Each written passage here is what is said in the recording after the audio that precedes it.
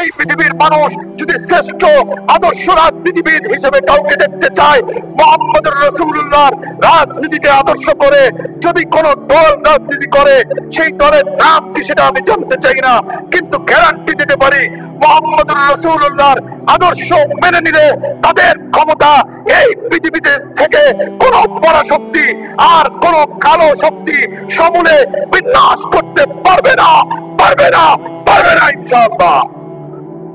রাসূল করিম সাল্লাল্লাহু আলাইহি ওয়াসাল্লাম বলেন, ওয়ানাল আকিব আল্লাযী লাইসা বাদি নবী।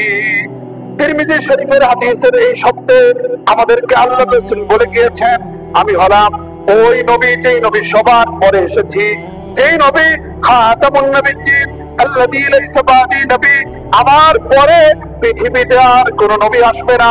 আমি এই জগতের শরীয়তের মুকাম্মাল করনেওয়ালা, শরীয়তকে পরিপূর্ণ করনেওয়ালা হিসেবে আল্লাহ তাআলা আমাকে পাঠিয়েছেন। আল্লাহর রাসূল যে শরীয়তকে পরিপূর্ণ করে গিয়েছেন, কিয়ামত পর্যন্ত আর কোন সংস্কারের দরকার নাই, আর কোন তন্ত্র মন্ত্রের দরকার নাই। কোন গণতন্ত্র এই দেশে শান্তি দিতে পারবে না, রাজতন্ত্র দিতে পারেনি, পূর্বে ফেল করেছে। বাংলাদেশের মতো জমিনেও একসময় সমাজতন্ত্রের কথা ভাবা হতো, এগুলো সব চেয়ে ঘুয়ে ভরা সমস্ত তন্ত্র পৃথিবী থেকে বিদায় নিয়েছে। বিপ্লব হয়েছে সমাজতন্ত্রের, বিপ্লব হয়েছে শিল্পতন্ত্রের, বিপ্লব হয়েছে রাজতন্ত্রের। অনেক বসন্ত এসেছে, গণতন্ত্রের বসন্ত নিয়ে যারা চিল্লা পাল্লা করে তাদেরও বোঝা দরকার। রাসূল বলে গিয়েছেন, না না, এই পৃথিবীর শান্তি কোন তন্ত্রমন্ত্র, কোন আব্রাহাম লিঙ্কন আর কোন অন্য যে দার্শনিক আছে তারা দিতে পারবেন না। এই পৃথিবীর মানুষ যদি প্রকৃত শান্তি খোঁজে, তাহলে দল সে যেটা করবে তার ব্যাপার। ক্ষমতায় কে আসবে এটা নিয়ে আমার মাথা ব্যথা নাই। ক্ষমতায় যারা আসবে তাদেরকে মনে রাখতে হবে, যতদিন পর্যন্ত ক্ষমতাওয়ালারা গণতন্ত্রের চর্চা করবে, তাদের ক্ষমতা অস্থায়ী থাকবে, তাদের ক্ষমতা ত্রুটিপূর্ণ থাকবে, তাদের ক্ষমতা তাদের নিজেদের জন্য বুমেরাং হবে, তাদের ক্ষমতা তাদের নিজেদের জন্য অশান্তির কারণ হবে। নেপালের দিকে তাকিয়ে দেখেন, গণতন্ত্র কায়েম করে যে প্রধানমন্ত্রী আছে তার খোঁজ পর্যন্ত পাওয়া যায় না।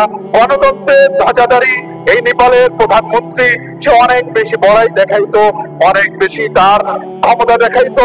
ক্ষমতা প্রদর্শনের এই নেতা অবশেষে হেলিকপ্টারের দড়ি বেয়ে নেমে এক জায়গায় গিয়ে তার জীবনকে বাঁচিয়েছে।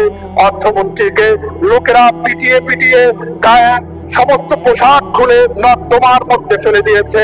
গণতন্ত্র চর্চা যতদিন হবে, গণতন্ত্রের ধ্বজা আমরা যতদিন রাখবো, দল কোনটা করবেন জানি না, আসুন সবাই এক দল হয়ে যায়।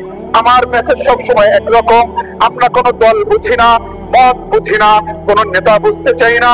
আমার আসল নেতা হবে মুহাম্মদুর রাসূলুল্লাহ সাল্লাল্লাহু আলাইহি ওয়াসাল্লাম। কথা ঠিক কিনা?